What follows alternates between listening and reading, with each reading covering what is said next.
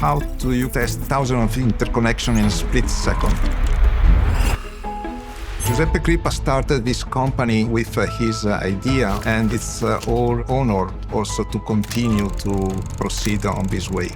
All the electronic technology we are surrounded requires electronic chips in order to work. They need to be tested before they are introduced in the market.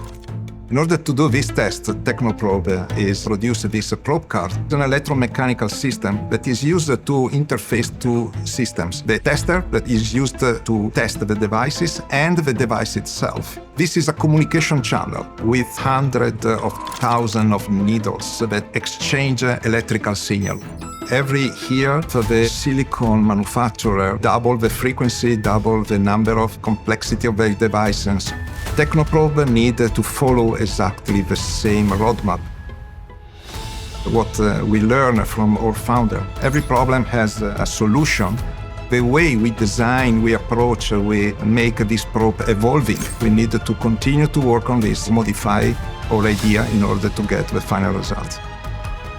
My name is Flavio Maggioni. With my team in Technoprobe, we develop probe card to test microcircuits on silicon, continuing the work that Giuseppe Crippa started.